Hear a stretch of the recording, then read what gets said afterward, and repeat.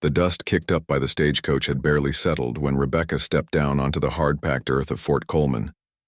The Arizona sun beat down mercilessly, making her long dress stick to her skin, despite the early morning hour. She squinted, against the brightness, one hand shading her eyes while the other clutched her medical bag tighter. Fort Coleman wasn't much to look at. Wooden buildings surrounded by a tall fence with soldiers walking around looking tired and dusty. Rebecca had traveled for 3 weeks to get here, bouncing around in uncomfortable coaches and sleeping in questionable hotels. But she was finally here, ready to help her father who served as the fort's doctor. "Miss Rebecca," a voice called out from across the courtyard. A tall man in a blue uniform walked toward her, his boots making clicking sounds on the ground. "I'm Captain Williams. Your father told me you'd be arriving today." Rebecca nodded politely. She had learned long ago that being a woman in these frontier places meant she had to prove herself twice as hard. "Thank you, Captain. I'm ready to start helping with the medical duties right away." The captain's eyebrows went up a little. Most young women who came to the frontier were looking for husbands or running from something. Not many came to work as healers. "Your father speaks very highly of your skills. We could certainly use the help." As they walked toward the medical building, Rebecca noticed how the soldiers looked at her. Some with curiosity, others with doubt.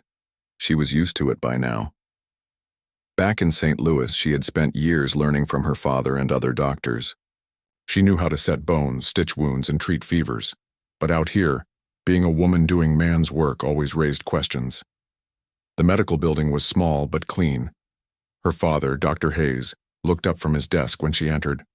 His weathered face broke into a smile and he stood to embrace his daughter. "Rebecca, my dear, you look tired from the journey." He held her at arm's length, studying her face with a doctor's eye. "But healthy. Good. We have our hands full here." Over the next few days, Rebecca settled into the routine of frontier medical care. She treated everything from snake bites to broken arms from horse accidents. The soldiers gradually warmed up to her, especially after she successfully treated a severe infection that had been bothering one of the sergeants for weeks. But the peaceful routine was about to change dramatically. It was a Tuesday morning when the patrol rode in. Rebecca was organizing medical supplies when she heard the commotion outside. Horses stamping, men shouting orders, and underneath it all, a tension that made her skin prickle. Doc Hayes!" A soldier burst through the door, his face flushed and sweaty. "We need you right now. We brought in a prisoner." Her father looked up from the ledger he was writing in. "What kind of prisoner, Corporal?" "Apache war chief, sir. Goes by the name Nahali. He's hurt pretty bad, but he's still dangerous as a rattlesnake." Rebecca felt her breath catch. She had heard stories about Apache warriors, tales told around. Campfires that made children hide under their blankets. They were supposed to be fierce fighters who knew the desert like their own skin and could appear and disappear like ghosts. Dr. Hayes stood up, reaching for his medical bag. "How badly injured?" "Bullet wound in the shoulder, maybe some broken ribs, but Doc..." The corporal shifted uncomfortably. "He won't let any of us near him. Already put 2 soldiers in the hospital when they tried to chain him up. Colonel Anderson is asking if you can do something." Rebecca followed her father outside, staying close behind him as they crossed the courtyard. A crowd had gathered around a small building that was normally used for storage. She could hear angry voices and what sounded like someone speaking in a language she didn't recognize. Colonel Anderson, a stern man with gray hair and tired eyes, approached them. "Dr. Hayes, we have a situation. This Apache we captured is wounded, but he's fighting like a wild animal every time we try to treat him. I need him alive for questioning about raids in the area." "I'll see what I can do, Colonel." Dr. Hayes started toward the building, but the colonel held up a hand. "Doctor, I should warn you, this isn't just any Apache. This is Nahali. He's been leading raids for years. Some say he's killed more than 50 soldiers and settlers. He's smart, dangerous, and he hates every white person he's ever seen." Rebecca felt a chill run down her spine, but she also felt something else. Curiosity. How badly hurt was this man? What kind of medical care would he need? They approached the building where Nahal was being held. Through the small window, Rebecca could see into the dim interior. What she saw made her gasp softly. A man sat on the floor, his back against the wall. His long black hair hung loose around his shoulders, and even in the poor light she could see dark stains on his shirt that she recognized as blood. But what struck her most was his eyes. Even injured and captured, they burned with an intensity that seemed to light up the small room. "He's been like this for hours," one of the guards said. "Won't eat, won't drink, won't let anyone close enough to look at his wounds." Dr. Hayes studied the situation thoughtfully. "We could try to force treatment, but that might kill him. An injured man fighting that hard could easily tear his wounds open worse." Colonel Anderson frowned. "I need information from him, Doctor. The raids are getting worse and winter's coming. If we can't find their camp—" "I understand, Colonel. But if he dies from his injuries, he won't be telling us anything." Rebecca found herself studying the man through the window more closely. Something about the situation bothered her. Why was he so afraid of treatment? Most wounded people, even enemies, would accept help when they were in pain. "Father," she said quietly, "may I make a suggestion?" Both men turned to look at her. Colonel Anderson's expression showed he wasn't particularly interested in hearing from a young woman, but her father nodded encouragingly. "In my experience," Rebecca continued, choosing her words carefully, "wounded animals are most dangerous when they feel cornered, but sometimes they respond differently to a different approach." "What kind of different approach?" the colonel asked. Rebecca took a deep breath. What she was about to suggest would probably sound crazy to these military men. "Let me try to treat him." The silence that followed her words was so complete that she could hear the wind whistling through gaps in the wooden buildings. "Absolutely not," Colonel Anderson said firmly. "That man has killed soldiers with his bare hands. I won't have a young woman's death on my conscience." "But Colonel," Rebecca pressed on, "think about it. He's fighting against men, against soldiers. Maybe he sees every male as a threat. I'm not a threat to him." Dr. Hayes looked thoughtful. "She might have a point, Colonel. Sometimes patients respond differently to different caregivers." "And sometimes patients kill their caregivers," the colonel replied dryly. Rebecca felt her determination growing stronger. "Sir, you said yourself that you need him alive. The current approach isn't working. What do you have to lose by letting me try?" The argument went back and forth for several minutes. Rebecca could see that her father was beginning to support her idea, while the colonel remained firmly against it. Finally, Dr. Hayes spoke up with authority. "Colonel, I'm the senior medical officer at this fort. This man is now my patient regardless of who he is or what he's done. I'm willing to let my daughter attempt treatment, with proper precautions, of course." Colonel Anderson looked like he wanted to argue further, but military protocol was clear. Medical decisions were the doctor's responsibility. "Fine. But I want guards outside that door, and if anything goes wrong—" "Nothing will go wrong," Rebecca said with more confidence than she felt. An hour later, Rebecca stood outside the storage building door, her medical supplies organized in a small basket. She had changed into her simplest dress and tied her hair back in a practical bun. Her hands were shaking slightly, but she told herself it was just excitement, not fear. "Remember," her father said quietly, "move slowly, keep your voice low, and don't do anything that might seem threatening. If he becomes aggressive, back away immediately." Rebecca nodded, took a deep breath, and opened the door. The smell hit her first. Blood, sweat, and something else she couldn't identify. The room was small and dark, with only one small window providing light. And there, exactly where she had seen him before, sat Nahale. Up close, he was even more imposing than she had expected. He was tall, even sitting down, with broad shoulders and strong arms. His face was lean and angular, with high cheekbones and that same intense gaze she had noticed before. The blood on his shirt was darker now, and she could see that his breathing was shallow.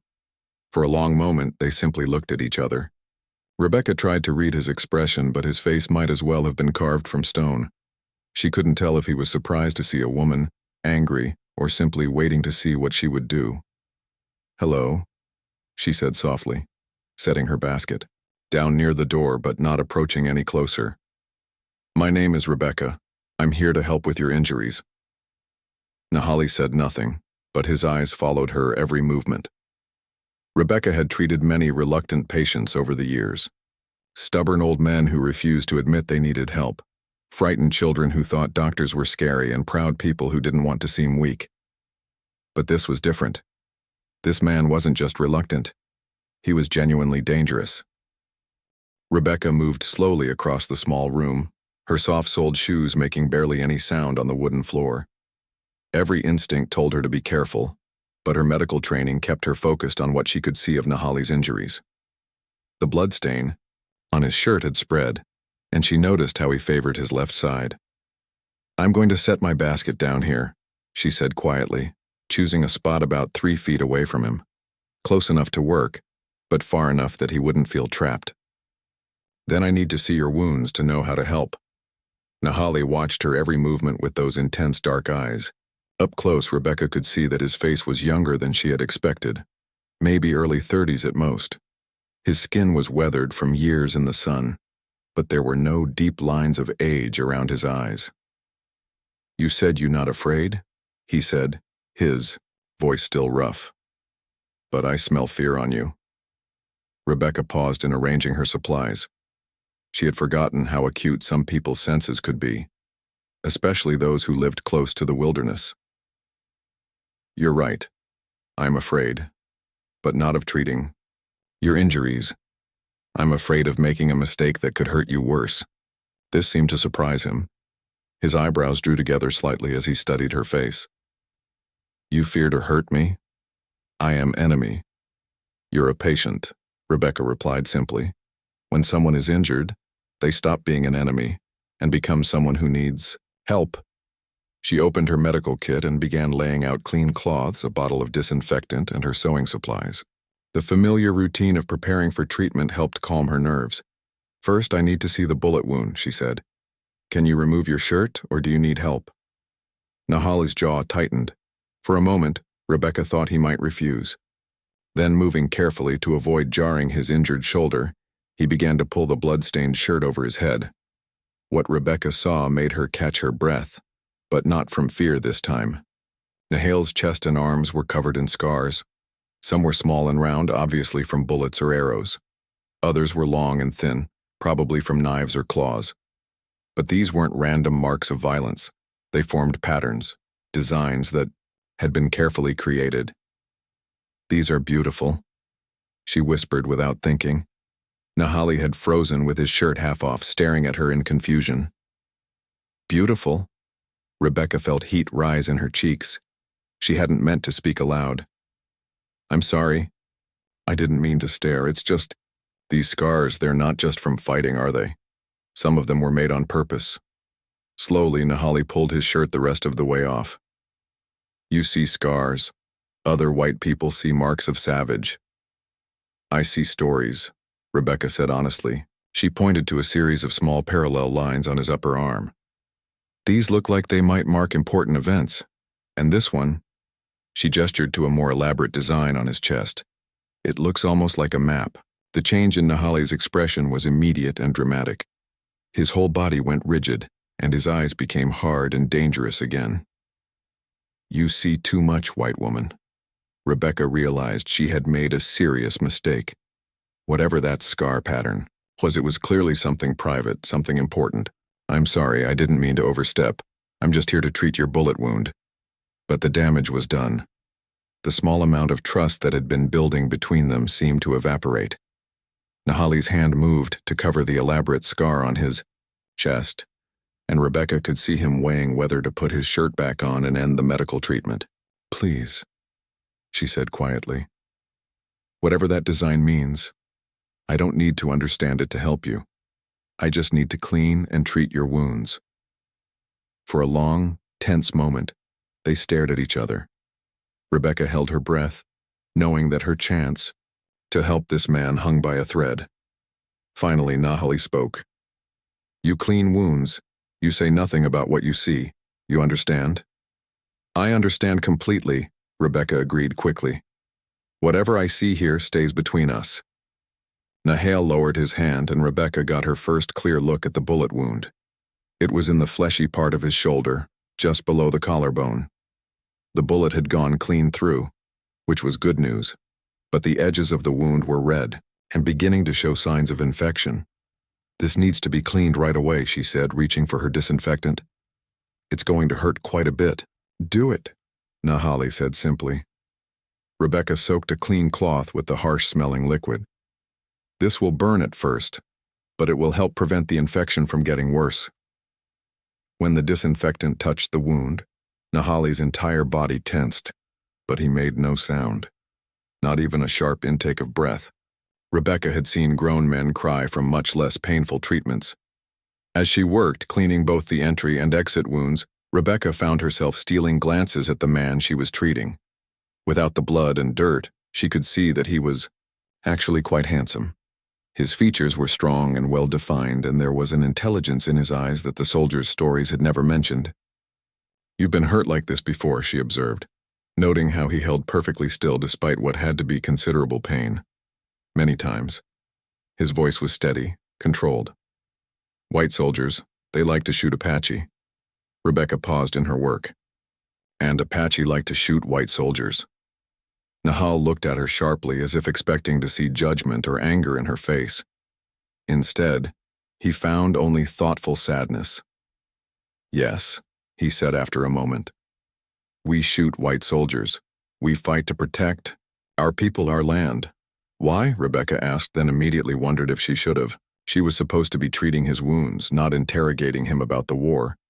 But Nahale seemed willing to talk. Perhaps the pain was making him more open, or perhaps it had been a long time since anyone had asked him a real question instead of just demanding information. "You know why white people come to Apache land?" he asked. Rebecca considered the question while she prepared to stitch the worst part of his wound. "Looking for gold mostly, and land for farming and ranching. Apache, been here many generations. Our fathers, their fathers, their fathers' fathers. We know every waterhole, every safe path through mountains. This land, it is part of us." Rebecca began stitching, her hands steady despite the emotional weight of the conversation. "And now white settlers want the same land. They not just want land. They want Apache gone, dead or on reservation far from home." Nahale's voice was bitter now. "They say we savage, but they kill women and children just like men kill." Rebecca had heard stories from both sides, and she knew that truth was probably somewhere in the middle. There had been brutality on both sides, innocent people killed, families destroyed. But sitting here, listening to this man talk about his people, she began to understand something the soldiers' stories had left out. "You're not fighting because you enjoy it," she said quietly. "You're fighting because you don't have a choice." Nahale was silent for a long time. Rebecca finished the stitching and began bandaging the wound, her hands moving with practiced efficiency. "You different from other white people," he said finally. "How so?" "You listen. You try to understand. Most white people, they already know what they think about Apache. They not want to hear anything different." Rebecca secured the bandage and sat back to examine her work. The wound was clean, stitched, and properly dressed. With luck and proper care, it should heal without complications. "I try not to judge people until I know them," she said. "My father taught me that every person has a story, and most of those stories are more complicated than they appear on the surface. Your father, he is wise man. He is. He also taught me to treat every patient the same, regardless of who they are or what they've done." Rebecca began cleaning and organizing her supplies. The immediate medical crisis was over, but she knew Nahale would need regular care for the wound to heal properly. "How often you come back?" Nahal asked, as if reading her thoughts. "Every day for at least a week. The wound needs to be checked and the bandage changed regularly." Nahal nodded. "You will come alone?" Rebecca paused. She hadn't really thought about that. Would Colonel Anderson allow her to continue treating Nahal by herself now that the initial crisis had passed? "I don't know," she admitted. "That depends on what the Colonel decides." "You tell Colonel that I talk only to you." Other people come.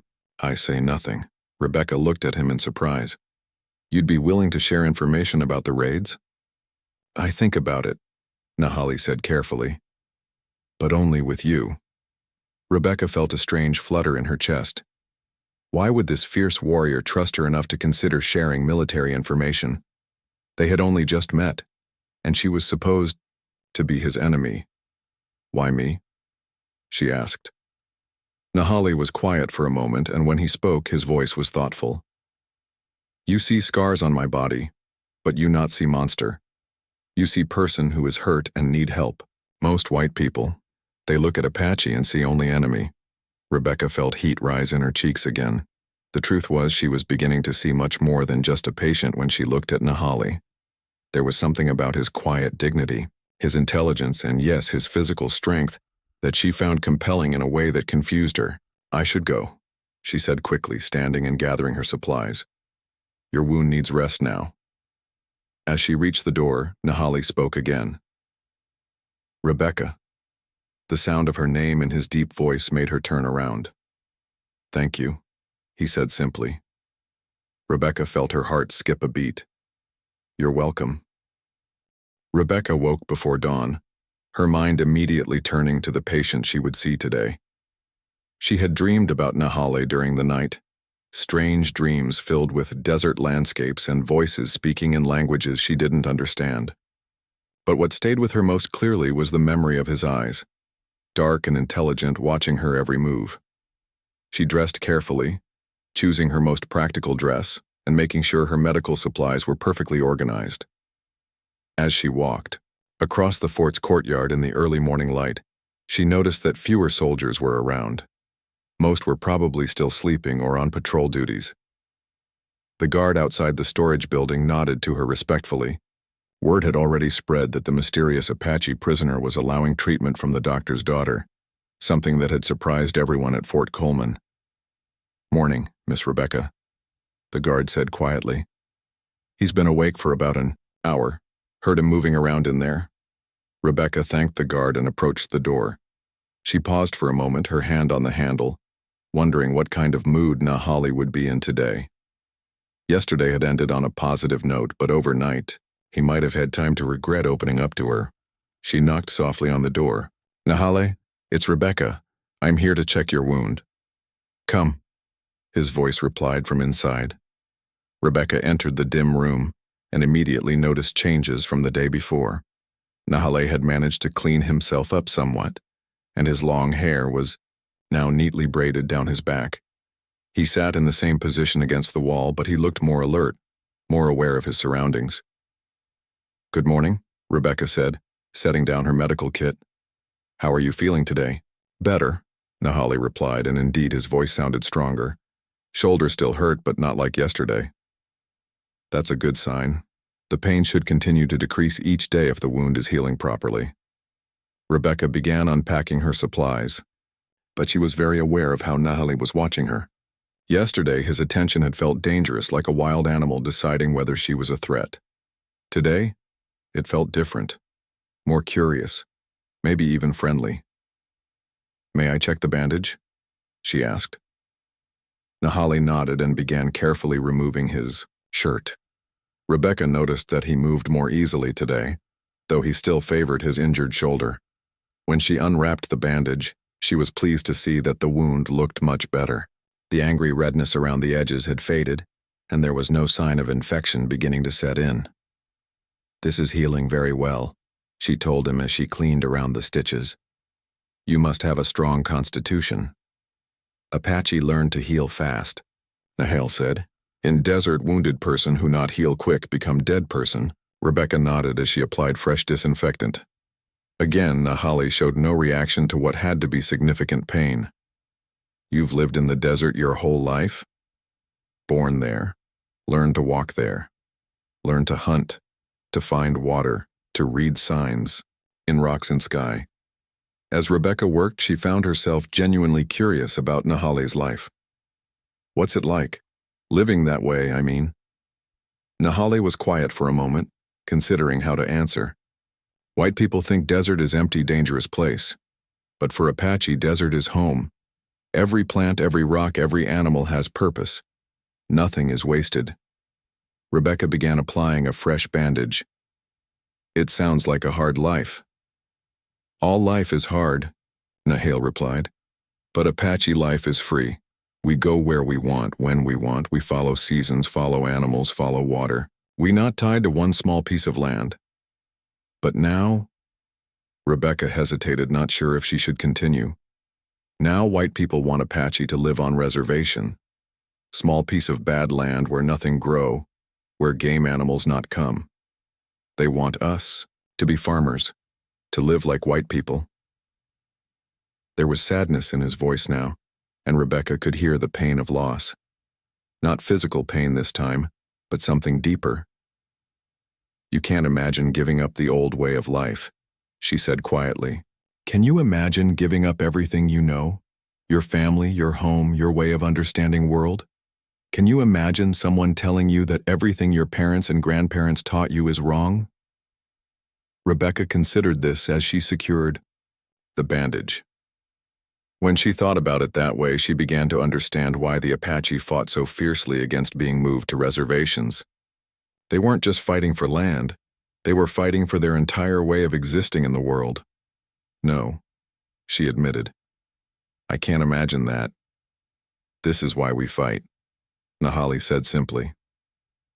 Rebecca finished with the bandage and sat back to examine her work. The wound was clean, properly dressed and clearly healing well. But instead of packing up her supplies and leaving, she found herself lingering. Nahale, she said hesitantly, yesterday, you mentioned that you might be willing to talk to Colonel Anderson about the raids, I mean. Nahale's expression became more guarded. I said I think about it. Have you? Thought about it, I mean? Nahale studied her face carefully. Why, you ask? You want information for soldiers? Rebecca felt heat rise in her cheeks. No, it's not that. It's just, people are dying on both sides. White settlers, Apache families, soldiers, children. Maybe if there was some way to stop the fighting. You think if I give information about Apache plans, fighting will stop? There was skepticism in Nahale's voice. I don't know, Rebecca admitted. But Colonel Anderson seems like a reasonable man. Maybe if he understood more about why the Apache are fighting, he could find a way to make peace instead of just making war. Nahale was quiet for a long time, his dark eyes never leaving her face.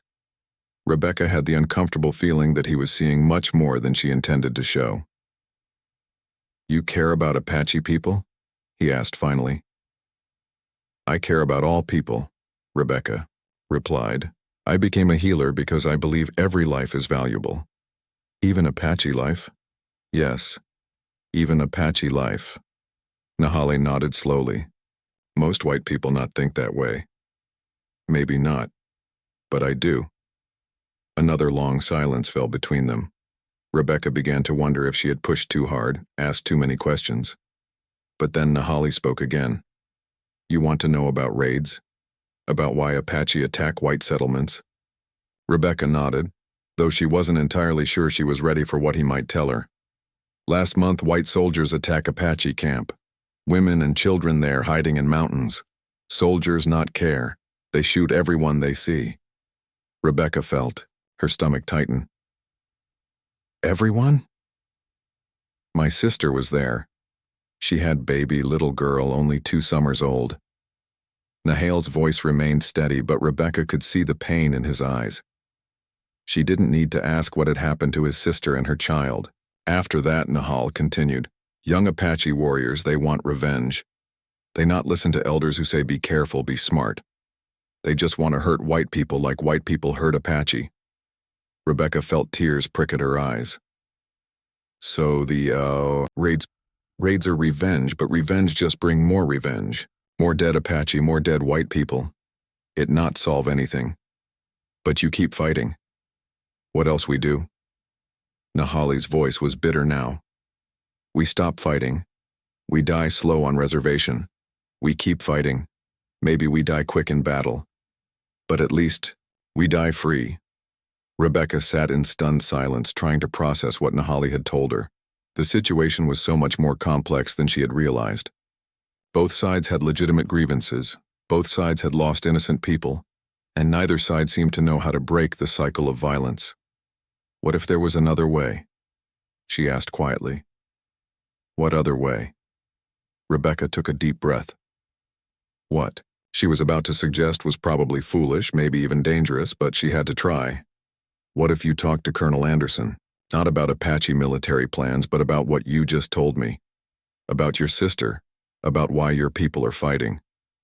Make him understand that Apache aren't just mindless savages attacking for no reason. Nahal shook his head. Colonel not want to understand Apache. He want to defeat Apache. Maybe. But what if you're wrong? What if he's willing to listen? And if I wrong? If he just use what I tell him to hurt my people more? Rebecca couldn't answer that. The risk was real, and she had no way to guarantee that Colonel Anderson would use any information responsibly. I don't know, she admitted. But I know that the current path leads nowhere good for anyone. Nahal studied her face again, and Rebecca had the strange feeling that he was making some kind of decision about her. You really believe peace is possible? He asked. I have to believe it's possible. Otherwise, what's the point of trying to heal people if they're just going to go out and get hurt again in more fighting? Nahal was quiet for several minutes. Rebecca waited, not wanting to pressure him but hoping he might be willing to take a chance on peace. If I talk to Colonel, he said finally, you will be there? Rebecca felt her heart skip. You want me there? I trust you. I not trust soldiers. The simple statement hit Rebecca like a physical blow. This man, who had every reason to hate and mistrust white people, was willing to trust her. The weight of that responsibility was almost overwhelming. If Colonel Anderson agrees, yes, I'll be there. Nahal nodded once, decisively. Then I will talk to him. But I tell you now, Rebecca, if soldiers use what I say to hurt Apache people, I will never forgive myself. Or you. Rebecca understood the warning behind his words. By encouraging this meeting, she was taking responsibility for whatever consequences might follow. I understand, she said quietly. As Rebecca packed up her medical supplies, she was acutely aware that the meeting with Colonel Anderson didn't go as Rebecca had hoped. She found the colonel in his office that afternoon, poring over maps and reports. When she knocked on his door, he looked up with tired eyes that seemed older than they had just days before. Miss Rebecca, how is our prisoner today? His wound is healing well, Colonel, but I wanted to talk to you about something else. Rebecca took a breath, choosing her words carefully. Nahali has indicated he might be willing to share information about the raids. The colonel's eyebrows went up with interest. Really? That's excellent news. What kind of information? Not military intelligence exactly, Rebecca said quickly. More like context. Background about why the Apache are fighting, what they hope to achieve. Colonel Anderson's expression shifted from interest to disappointment. Miss Rebecca, I appreciate your medical efforts with the prisoner, but I need actionable intelligence. Troop movements, camp locations, planned attacks, not Apache philosophy. But, Colonel, if you understood why they're fighting, maybe you could find a way to end the conflict without more bloodshed. The way to end this conflict is to defeat the Apache militarily and move them to reservations where they can't cause more trouble.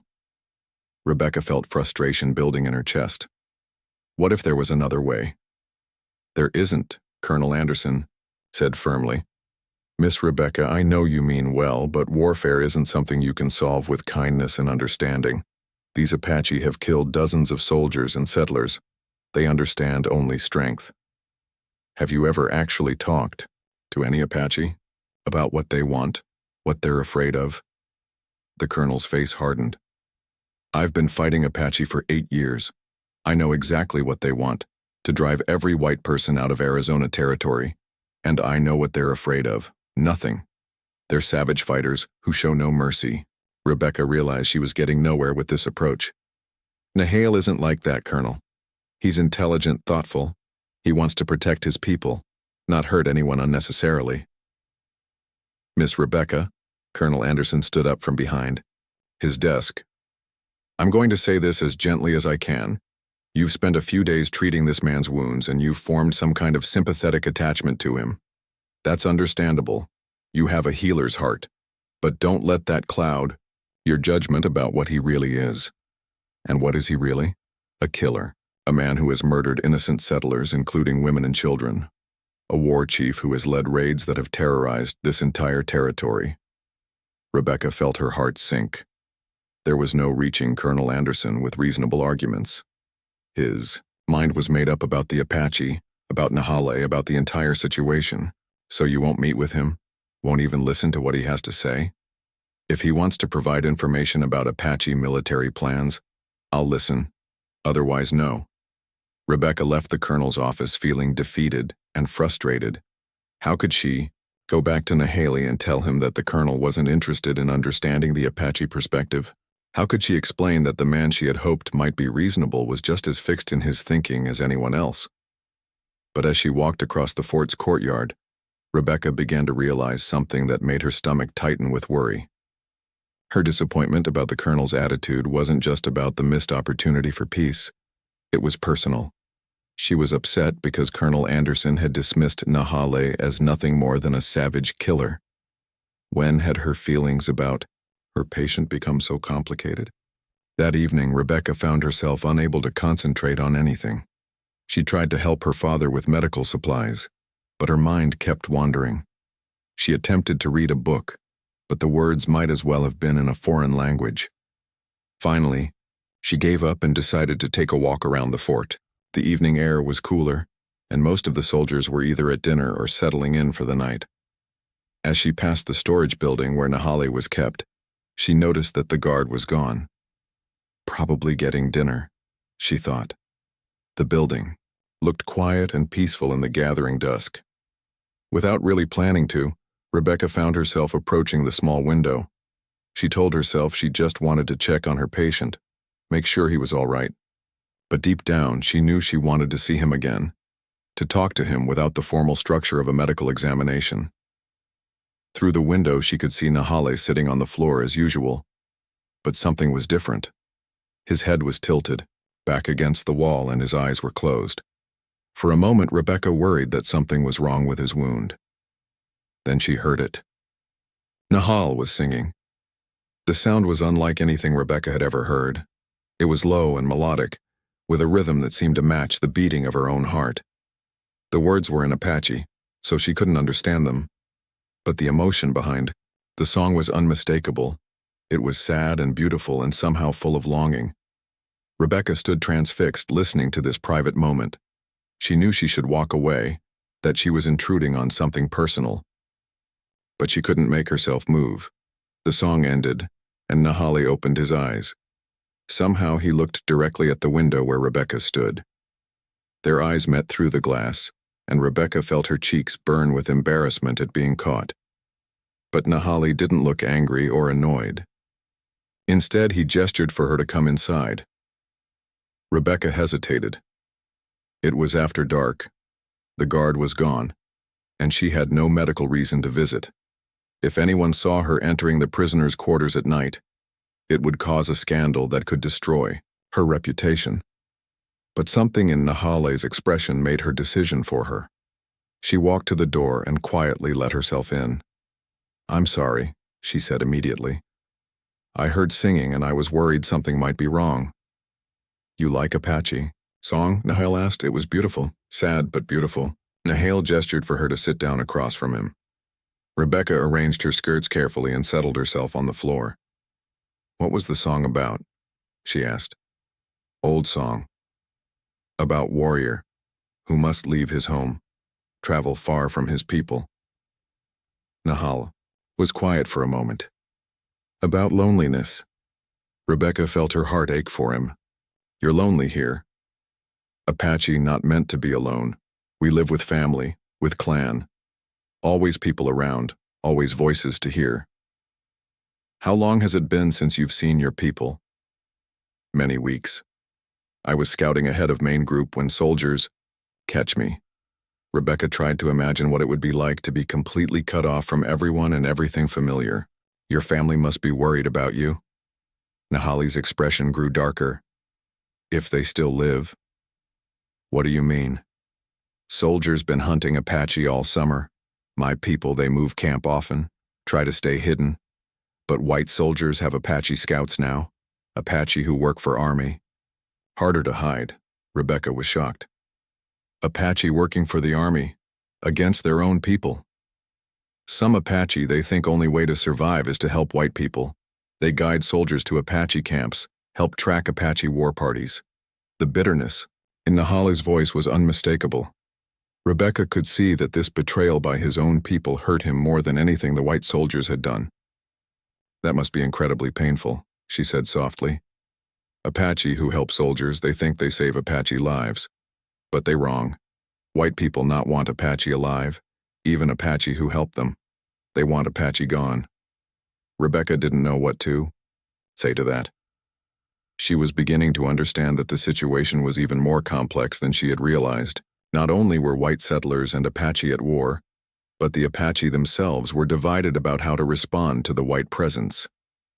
Nahali, she said hesitantly, I talked to Colonel Anderson today about the meeting you were willing to have. Nahali's attention focused on her immediately. What'd he say? He's not interested in understanding the Apache perspective.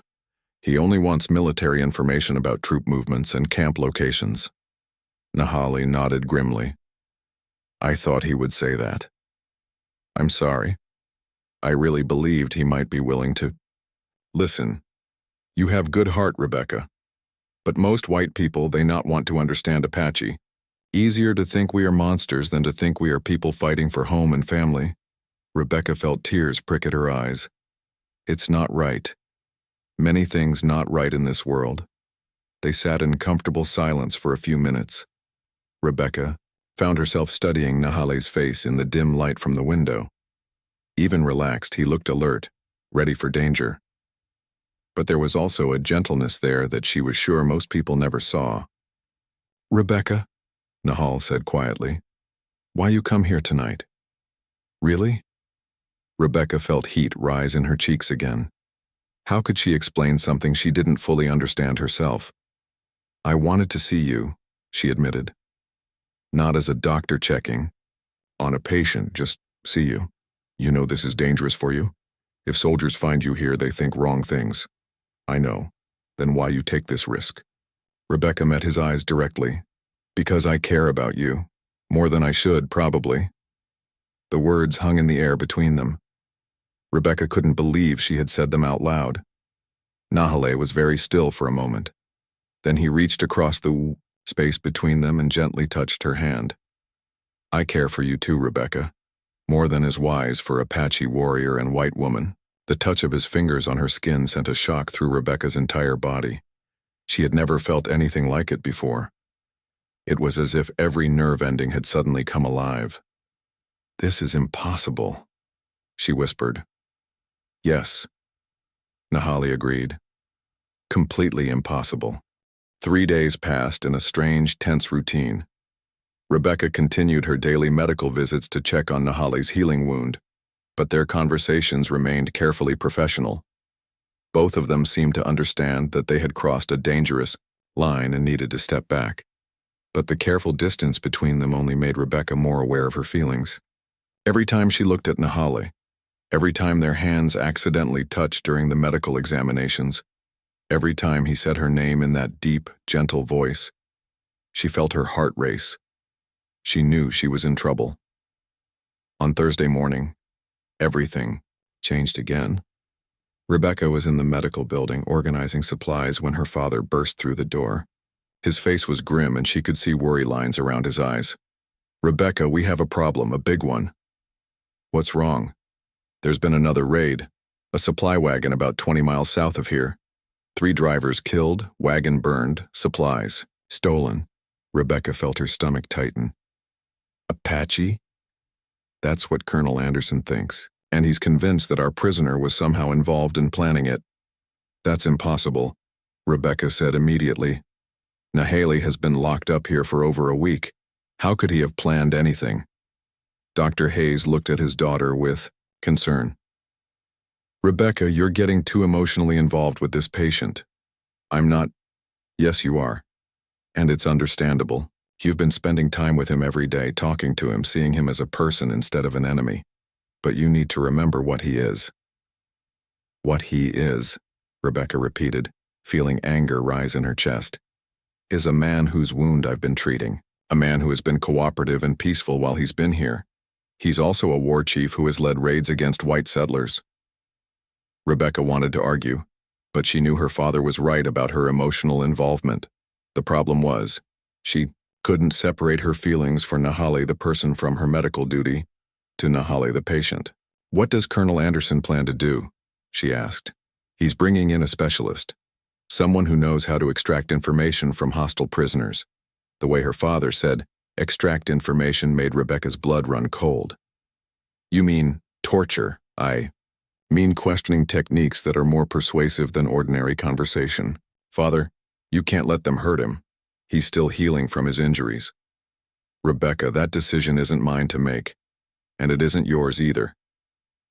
But as Rebecca walked across the fort later that morning, she couldn't stop thinking about what her father had told her. Someone was coming to hurt Nahali, to force information out of him that he didn't have, and there was nothing she could do to stop it. When she entered the storage building for her daily medical check, she found Nahali sitting as usual against the wall. But something was different about him today. He looked tense, alert in a way that reminded her of their first meeting. You heard about Raid, he said before she could speak. Yes. Rebecca set down her medical kit and knelt beside him. Nahali, Colonel Anderson thinks you were involved in planning it somehow. I know. But that's impossible. You've been locked up here. Nahale looked at her with something that might have been pity. Rebecca, you still not understand how Apache fight. One warrior captured, others continue. Maybe they even plan more. Raids to try to get captured warrior back. Rebecca felt cold fear wash over her. Are you saying other Apache might attack the fort to rescue you? I say Apache not leave war chief in enemy hands if they can help it. But you told them not to attack? You got word to them somehow? Nahal was quiet for a long moment. I tell you truth, Rebecca. I not plan raid from here, but I also not tell my warriors to stay away. Rebecca stared at him, trying to process what he had said. So they might come for you. They might. When? I not know. Maybe never. Maybe tonight. Rebecca's hands were shaking as she began to unwrap his bandage. The wound was nearly healed now, just a pink scar that would probably fade with time. Under normal circumstances, she would have been pleased with how well he had recovered.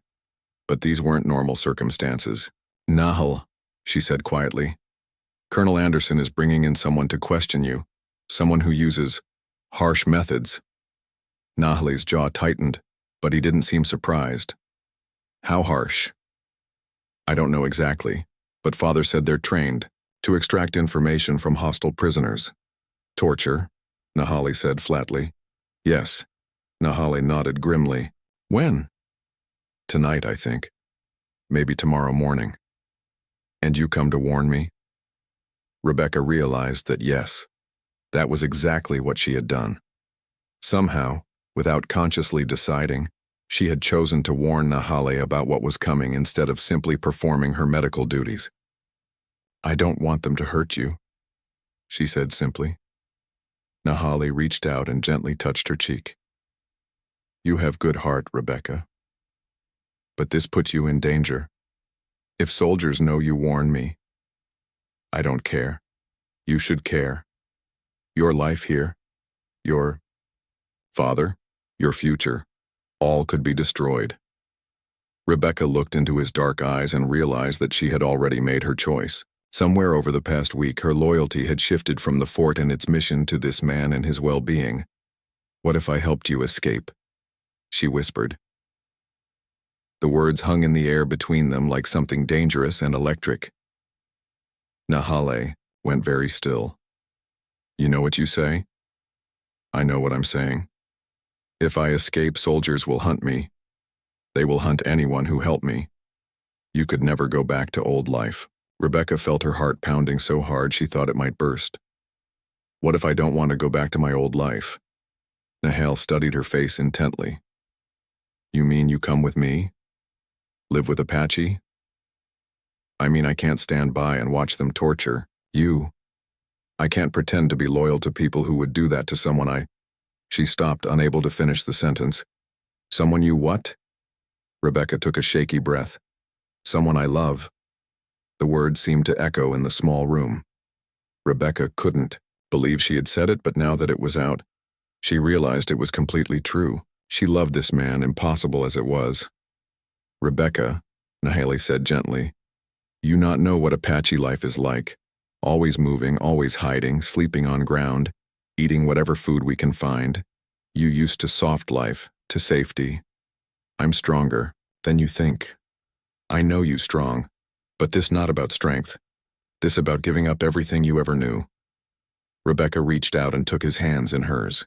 What if everything I ever knew was the wrong thing?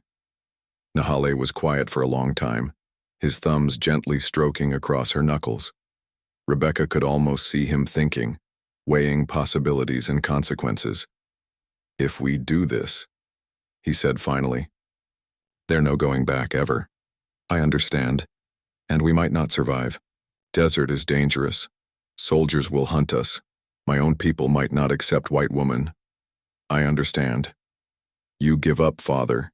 Give up healing work here. Give up any chance of normal white woman's life. Rebecca thought about her father, about the medical work she loved, about the safe, predictable life she had always planned for herself.